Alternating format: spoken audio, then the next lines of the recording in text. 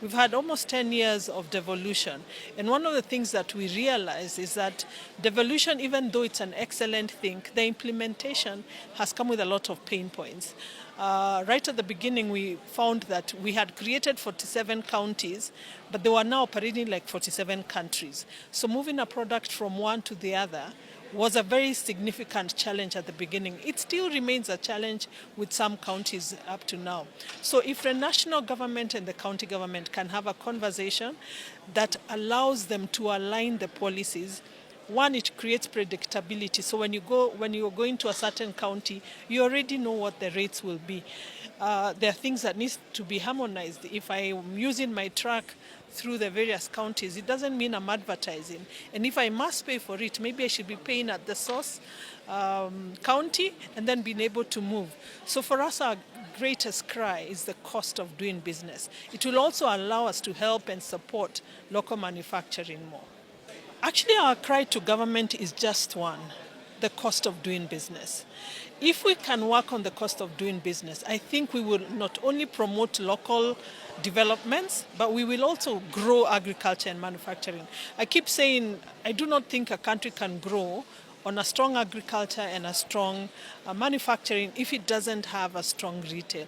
Retail is the connection between the consumer and the producer, between the consumer and the farmer. So we need to develop a strong retail sector. The only way to do that is to ensure that we are looking at the cost of doing business. I'll give you. Yeah, so I think we always need to work with government to grow hand in hand, to be very proactive within policy making and really understand what the needs of the end consumer are and how do we ease doing business in Kenya, because ultimately the final benefit will go to the end consumer. So that's where we need to work very, very closely with government. But at the same time, I believe a government looks at bigger policies, and us as retailers, how do we create a framework ourselves such that we become strong independently, create an ecosystem and a network within ourselves so that we can grow, we can differentiate ourselves and really indulge the senses of our end consumer to make it a great customer experience. In particular, as we keep on growing and expanding from Nairobi to upcountry, we're seeing, being faced with various different charges. There's different city council rates for different districts. And what I'd love is if government could come together and really simplify the licenses, create a greater level of unification such that we're able to get a single business permit which covers everything.